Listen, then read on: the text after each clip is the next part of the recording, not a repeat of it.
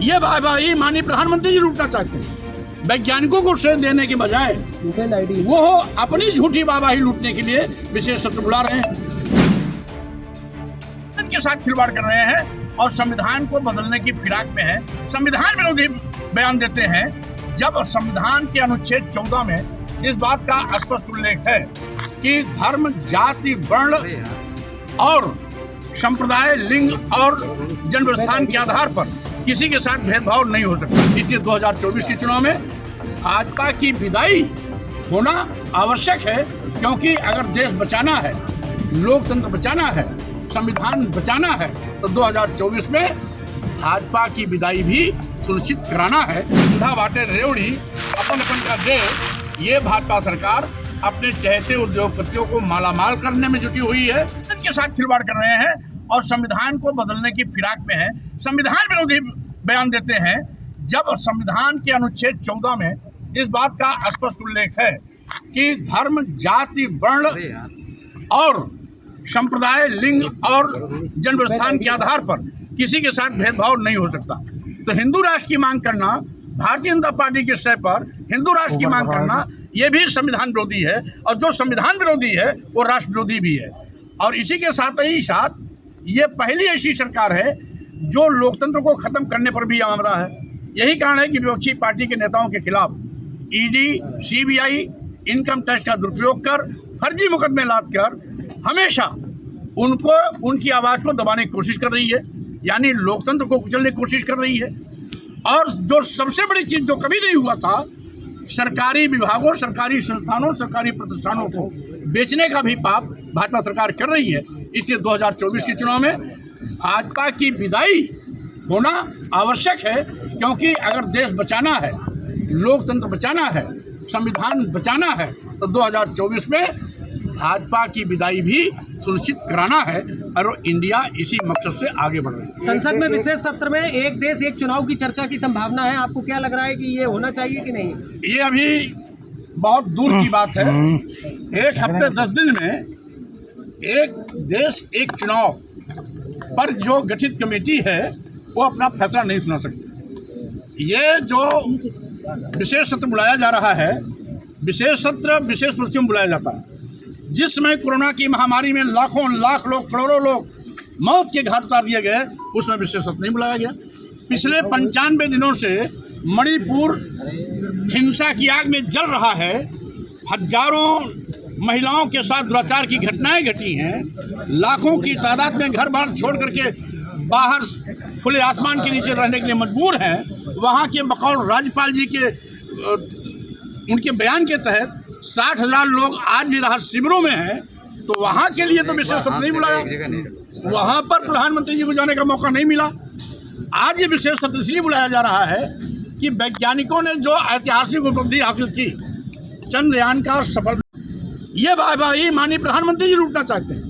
वैज्ञानिकों को श्रेय देने के बजाय वो अपनी झूठी वाहवाही लूटने के लिए विशेष सत्र बुला रहे हैं। अभी 11 प्रक्षेपित किया गया, वैज्ञानिकों को इस पर वाहवाही देने के बजाय वो अपनी पीठ थपथपाने के लिए बुला रहे हैं। G20 के माध्यम से दुनिया के तमाम प्रधानमंत्री, राष्ट्रपति जी आ रहे हैं, उनके सामने अपना भौकाल दिखाने के लिए विशेष सत्र बुला रहे हैं। इसके सिवा इसका कोई मकसद नहीं। इससे छुट्टा जनों के आपस में लड़ने से तमाम लोगों की मौतें भी हो रही हैं।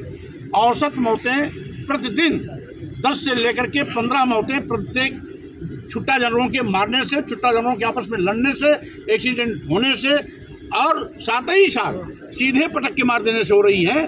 तो स्वाभाविक रूप से सरकार सभी मुद्दों पर बुरी तरह फेल है। रही बात, जब ये इस देश के व्यापारियों को नहीं छोड़ा, लघु सीमांत हमारे जो व्यापारी हैं जिन्होंने भाजपा सरकार बनाने में वोट भी दिया, पैसा भी दिया, उनको भी जीएसटी के माध्यम से लूट का शिकार बनाया। अब तो जीएसटी से संबंधित सारे मामले को ईडी को सौंप करके उनका भी बट्ठा बैठाने की तैयारी भाजपा ने कर लिया है। और तीसरी बड़ी चीज, भारतीय जनता पार्टी संविधान के साथ खिलवाड़ कर, जिसमें लाखों लाख लोग एम्प्लॉई हैं, जो लाभ में चल रही थी उसको भी दे दिया। और सबसे बड़ी बात यह है, ये जितने भी विभाग अपने चहेते उद्योगपतियों को बेचा है, वो सभी विभाग लाभ वाले विभाग हैं, कोई घाटे में विभाग नहीं था। अंधा बाटे रेवड़ी अपन का दे, ये भाजपा सरकार अपने चहेते उद्योगपतियों को मालामाल करने में जुटी हुई है, देश के नौजवानों को कंगाल बना रही है, बेरोजगार बना रही है, सरकारी नौकरी छीन रही है। तो जो G20 है वो भी एक तरह से देश की जनता की आग में धूल झोंकना, नौजवानों के साथ छलावा दिखावा से ज़्यादा कुछ नहीं है। अरे तमिलनाडु के मंत्री हैं उदयनिधि, उन्होंने तो कहा बीमारी है सनातन धर्म और उसको जो है कोरोना की तरह से इसको भी खत्म करना होगा। जब भारतीय जनता पार्टी का किसी भी धर्म से भावनात्मक लगाव है ही नहीं, किसी धर्म में आस्था है ही नहीं, हर चीज़ की मार्केटिंग करते हैं, इसी प्रकार से ये सनातन शब्द की भी मार्केटिंग करते हैं। शिवपाल यादव जी राजनीति के बहुत माहिर और बहुत अच्छे खिलाड़ी भी हैं, राजनीतिक भी हैं, नेता भी हैं, लंबा राजनीतिक अनुभव भी रखते हैं। किसी के हवा में बयान देने से ना तो शिवपाल यादव जी की सेहत पर कोई असर पड़ने वाला है, ना समाजवादी पार्टी को कोई चिंता होने वाली है। पूरे उत्तर प्रदेश और देश के समाजवादी पार्टी कार्यकर्ताओं को शिवपाल यादव जी पर भरोसा भी है और ऐसे दमदार नेता के प्रति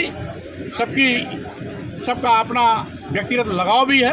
तो स्वाभाविक रूप से वो समाजवादी पार्टी के बहुत ही कद्दावर बड़े नेता हैं, उनके विषय में इस प्रकार का हल्का बयान देना हम समझते हैं घटिया मानसिकता के लोगों की। घोसी चुनाव को आप कैसे देख रहे हैं, क्योंकि उसका परिणाम बहुत जल्द चुनाव होने वाला है। देखिए, पहले भी समाजवादी पार्टी ने वहाँ विजय परचम लहराया था, उपचुनाव में भी समाजवादी पार्टी वहाँ जीत हासिल करेगी। जी का मतलब वो बगल में मैं ठीक है, लाओ नहीं बस जैसी है वैसी देना। एक जिम्मेदार कार्यकर्ता और नेता श्री मनीष यादव नीचे कर लो का मतलब क्या है वो नीचे कर लिया हमें जी आईडी समझ आ रही है भाई। उनको फर्जी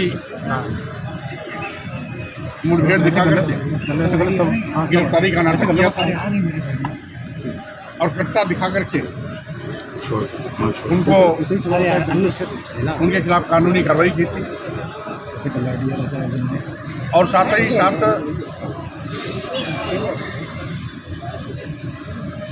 जिस तरीके से स्थानीय पुलिस ने सरकार के दबाव में एक घिनौना कृत्य किया है, वो अपने आप में जो पुलिस का कृत्य है झूठा साबित होता है। हमसे जुड़े रहने के लिए हमारे YouTube चैनल को सब्सक्राइब करें और नई वीडियो की नोटिफिकेशन के लिए बेल आइकॉन को दबाएं। अगर आप ये वीडियो Facebook पर देख रहे हैं तो लाइक जरूर करें और ज्यादा से ज्यादा शेयर करें। धन्यवाद।